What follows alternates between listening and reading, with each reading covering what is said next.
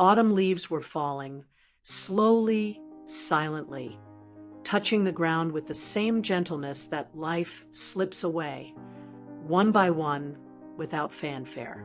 Michael's grave, still fresh, lay before me in the frozen cemetery of Burlington, Vermont, surrounded by bare trees and memories that refused to stop hurting.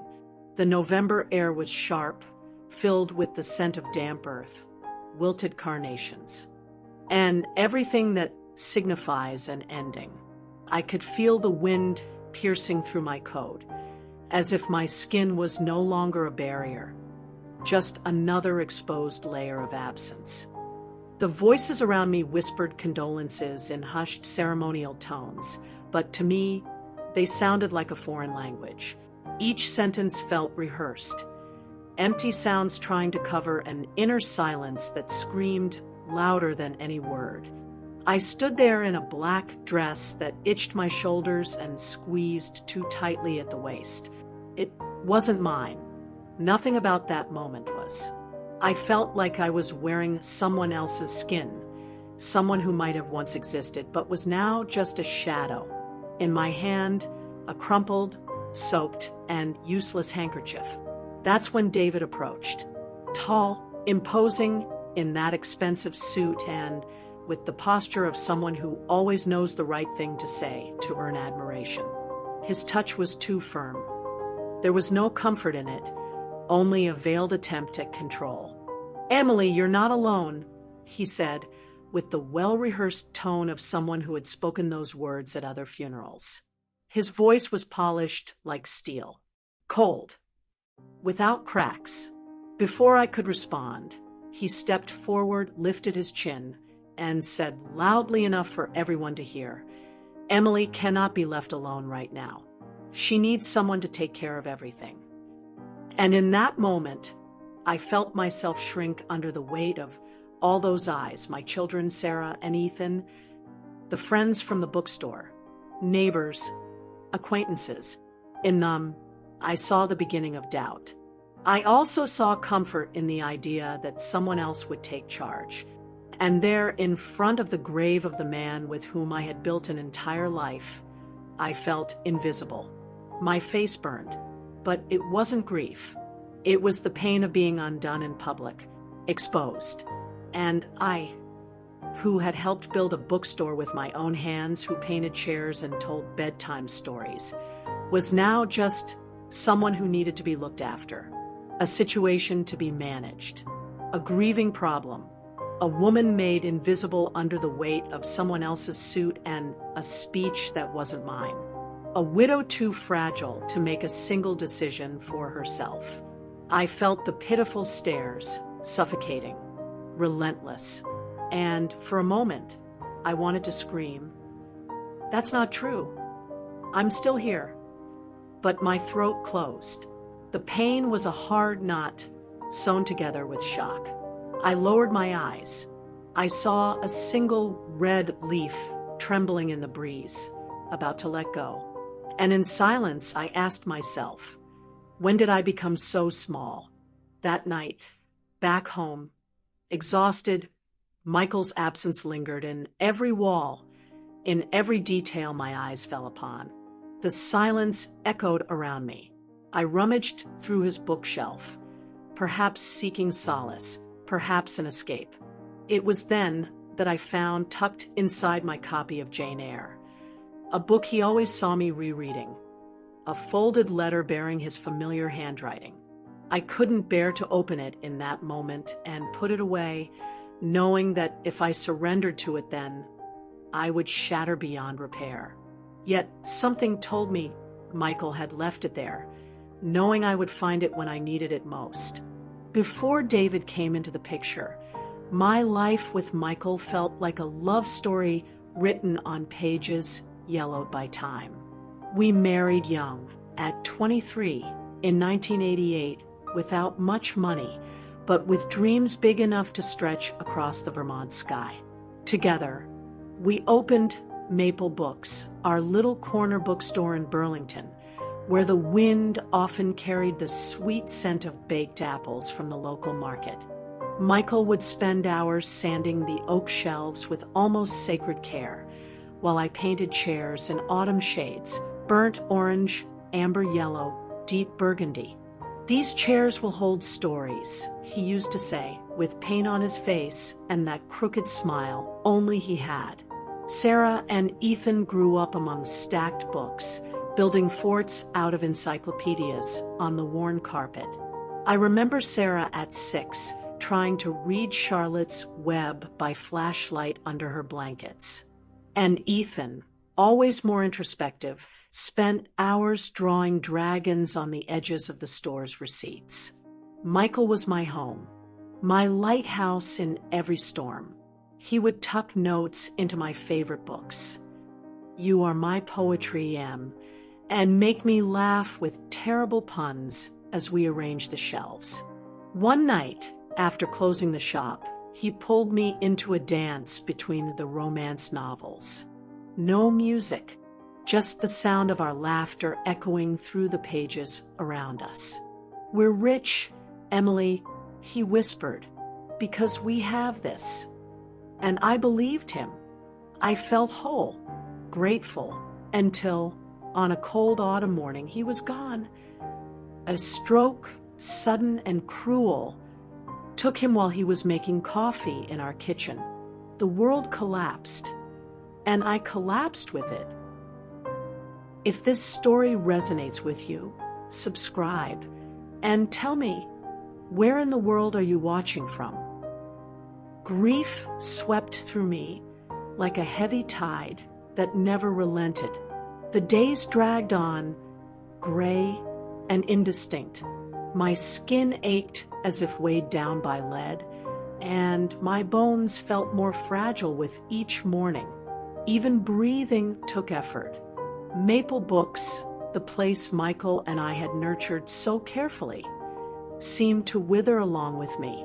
The shelves, once full of life, now held a thin layer of dust and silence. The doorbell rang softer, and less often. The books, once so comforting, now seemed to watch me in silence. David began filling every space with practical, efficient, almost heroic gestures. He handled the funeral, paid bills I didn't even know were overdue, renegotiated with vendors, as if the bookstore were his. "You don't need to worry, Emily," he'd say, placing papers in front of me with a controlled smile, one that pressed in rather than comforted. And I, numb from the pain, let him. It was easier that way. I clung to his help the way someone grabs a piece of driftwood after a shipwreck, without thinking if it would float or sink. But something began to unsettle me. At the funeral, he hadn't just taken control. He gave a speech, and it wasn't a farewell. It was an announcement. "I'll take care of the bookstore for Emily. She needs time to rest, to recover. I'll be stepping in temporarily." That word, temporarily, echoed inside me like a warning. Friends nodded. A few even offered polite applause. And that's when Martha, an old friend, pulled me aside. She held my arm gently and looked at me with sympathy. "You're lucky, Emily. David is so dependable. You don't have to carry this weight alone." Her words cut through me, not out of malice, but because of the hidden condescension. I smiled politely, but inside, I shrank. Was I fragile? I began to realize that, in everyone's eyes, I had disappeared. I had become the image of a grieving widow, wounded, quiet, a woman who accepted coffee, condolences, and decisions without protest. While David tightened the knots of his presence, I felt my own life slipping through my fingers. My voice seemed to vanish along with the chime of the door, and the bookstore, our bookstore, was slipping away, a book being closed before the story was finished. The signs were there, clear as cracked glass, and still I ignored them. Maybe it was exhaustion, maybe fear of admitting what was already pulsing just beneath the surface. The truth is, David had always had that strange talent, the ability to seem necessary when in reality, all he wanted was control. Michael rarely spoke about his brother, but a thick silence always hung between them, rooted in childhood, in unresolved shadows of the past. David was the eldest, the family's golden boy, always expected to lead. Michael was the sensitive one, the dreamer who preferred books to battles. As boys, David pushed, demanded, filled every room, and Michael yielded, always yielded, not from weakness, but for peace. And maybe without realizing it, I'd inherited that habit too.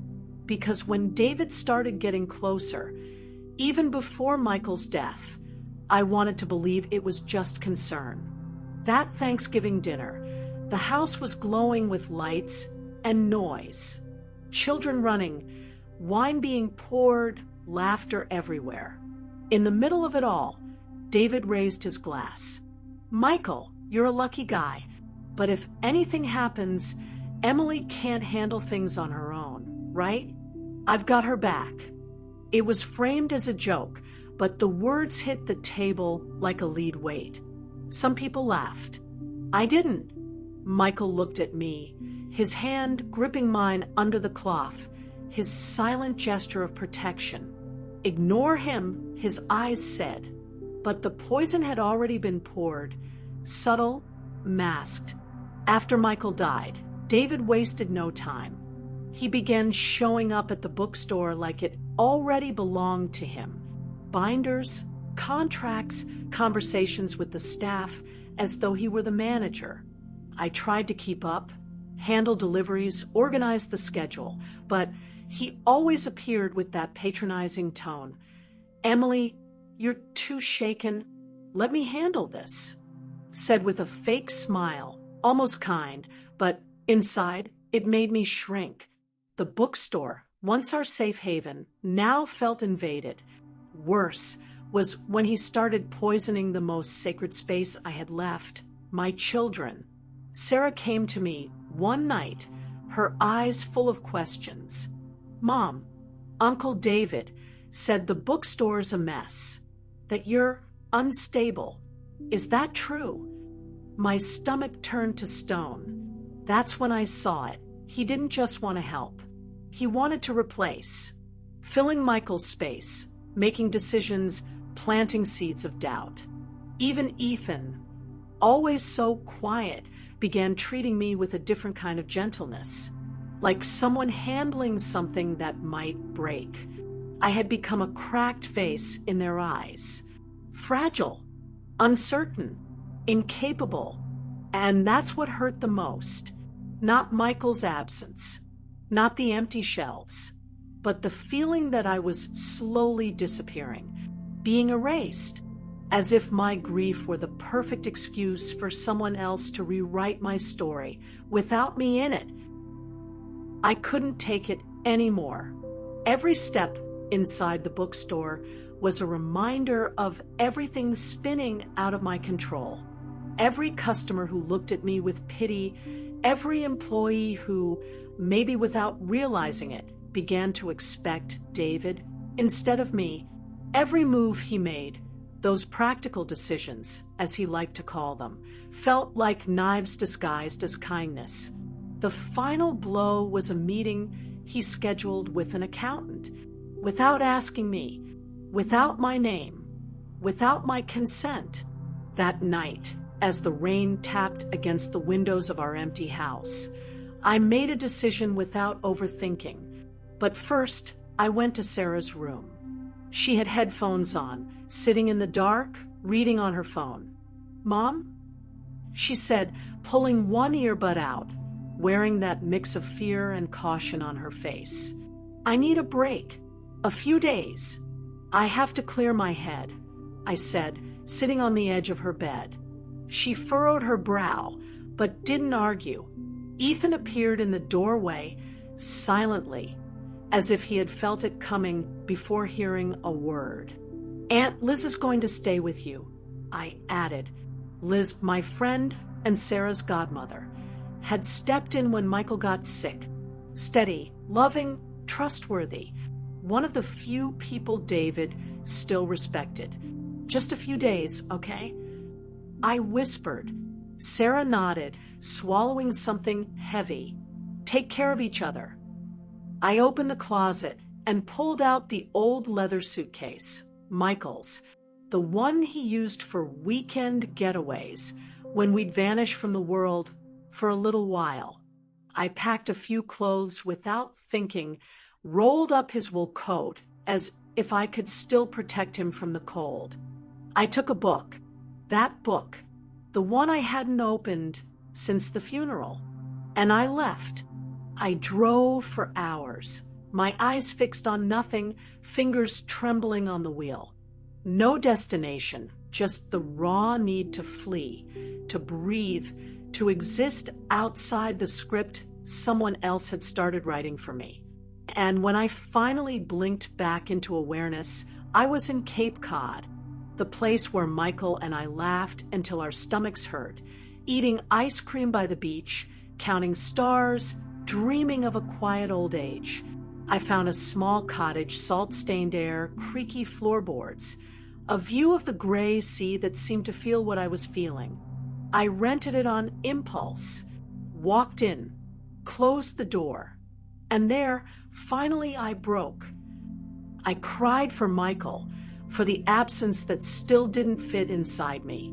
I cried for the bookstore, with its wood floors and its shelves of memories.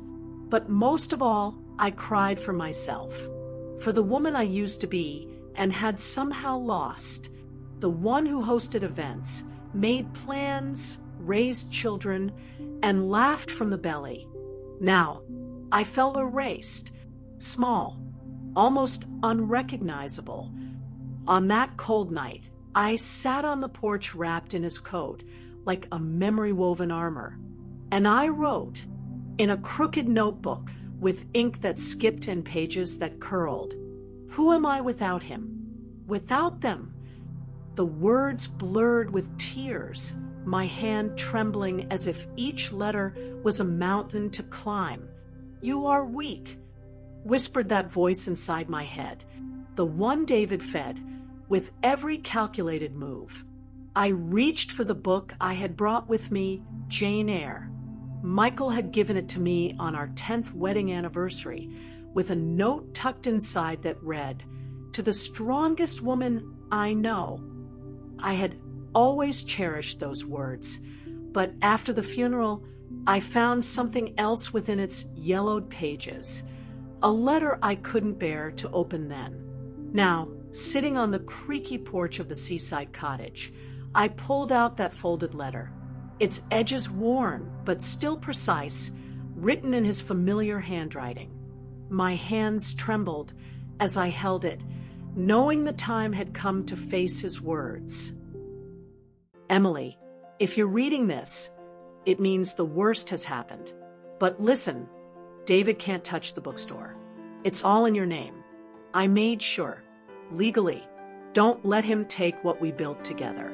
And please, don't let him erase you. You're stronger than you think. I've always lived for you. I always will. Love, Michael."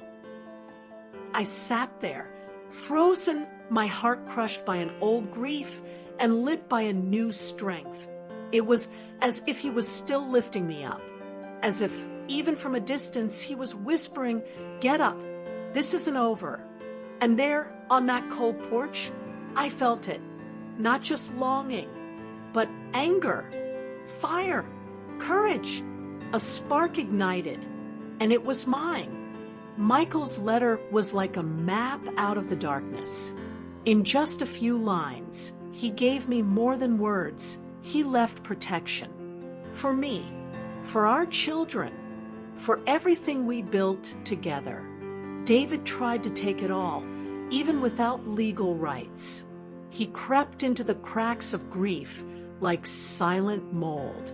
The next morning, I drove back to Boston, heart racing, hands sweaty on the wheel. Michael's letter folded in my pocket like a thin shield, but enough. Mr. Thompson's law office was in an old building downtown, with dark mahogany walls, the scent of old paper, and way too much silence. He stood slowly, his eyes kind. "I'm sorry for your loss, Mrs. Harper," he said, adjusting his glasses. Michael was meticulous. He took care of everything. He slid a folder toward me. He transferred the bookstore, the funds, even the life insurance. "Everything is in your name and your children's." There was a tense pause. "Your brother-in-law tried to access the accounts, claimed you were incapable of making decisions, that you weren't in a fit state. He even attempted to alter the will." Incapable. That word cut through me like it had teeth. He said that. I asked, my voice already breaking. Mr. Thompson nodded. But Michael thought of everything. He left very clear clauses. "David has no access to anything. You're safe, Emily." I returned to the cottage dazed, rage and relief colliding inside me. The grief that had paralyzed me for weeks started to shift. It became something else. A spark, a living indignation. That day, I opened the laptop, changed the bookstore passwords, canceled old access, moved the funds to another bank, called a manager a friend from Cape Cod had recommended, a direct, no-nonsense woman who treated me like someone in charge of her own life. Each click gave a piece of me back. Each small action pulled out the Emily Michael had known, the one who dreamed, planned, decided. It wasn't just about saving the bookstore anymore. It was about saving myself and, in turn, protecting what was left of our family. I came back a few days later. It was a rainy afternoon, the Vermont sky heavy with clouds like a ceiling about to collapse. Maple books looked worn out, faded posters in the windows, stacks of books out of place, the air thick with neglect. But it was still mine. I paused at the door for a moment. My reflection in the glass looked unfamiliar, tired, yes, but still standing. I closed my eyes for a second and whispered inside, "Lord, give me strength. I can't do this alone." I took a deep breath, stepped in. The bell above the door chimed softly, almost like it was in on it. David was behind the counter, on the phone. "Yes, great point. The chain wants to do a full remodel. They pay well," he was saying, until he saw me. His face went pale. His hand shook. The phone nearly slipped. "Emily? Where have you been?" He tried to sound concerned. "We were all so worried." I raised my hand. "Come," but it came from somewhere deeper. It wasn't just mine. "I know what you did, David. You tried to take what wasn't yours. Said I was incapable. Tried to access accounts, change documents. It's all here." I placed the folder on the counter. He shifted, trying to regain control. "Wait, let me explain. You're being emotional. We can just..." "No." My voice came out steady, unshakable. "It's over." He looked at me, searching for the woman he'd manipulated for so long. But she wasn't there. I picked up Michael's photo, forgotten in a corner of the counter, brushed the dust away gently with my fingers. placed it back in the center, where it belonged. David grabbed his coat. The door closed behind him with a muffled thud. The silence that remained wasn't absence anymore. It was presence. For the first time since Michael's death, I took a deep breath and didn't break inside. The bookstore felt different, as if it had been waiting for me all this time, as if it was saying, "You did it." And deep in my chest, a quiet gratitude began to grow. I wasn't alone. I never was. That night, I sat with Sarah and Ethan in the back room of the bookstore, where Michael used to tell them stories when they were little. The smell of wood and old pages wrapped around us like a hug from him. I showed them Michael's letter, the attorney's records, all the proof of David's lies. Sarah, her eyes filled with tears, held my hand. "Mom, I believed him. He said you were broken. I'm sorry." Her voice cracked, and I wanted to hug her, but the pain was still there, slowly dissolving. "You didn't ask how I was doing, Sarah," I said, not in anger, just in truth. "But we can start over." Ethan, always quieter, handed me a letter. His shaky handwriting cut deeper than any word. "I should have stood up for you, Mom. I didn't know what was happening. I'm sorry." I read the letter later, alone, in the quiet of the house, and I cried, not from anger, from relief. It was in that moment that I whispered to God again, "Thank you for not letting me give up." Starting over wasn't easy, but we did it together, brick by brick, like rebuilding a house after a storm. With time, with love, and with faith. Today, Maple Books shines again. I hired new staff, repainted the walls in a warm yellow, the one Michael used to say, "Open the heart." I organized a book fair on the lawn, just like he always wanted, with children running, neighbors laughing, fresh pies, and stories everywhere. I planted a young maple tree out back. Its red leaves tremble in the breeze, as if they know what it stands for. A tribute to Michael, to our story, to a second chance at blooming. I'm no longer the fragile widow David tried to invent. I'm Emily, the woman who fell, got back up, and chose to live. Sometimes, when the doorbell chimes, I swear I feel him here, smiling, proud, as if he's whispering, "You did it, Em. I knew you would." If you've ever felt invisible, like your voice was swallowed by the noise of the world, know this, you are not alone. I've been there, lost in pain, erased by those who were supposed to protect me. But I learned that true strength doesn't come from shouting. It is born in the silence, in the quiet decision to keep going, in the choice to remember who you are, even when the world tries to make you forget. Be a place of rebirth. Be the living proof that even when everything seems lost, God can lift us up.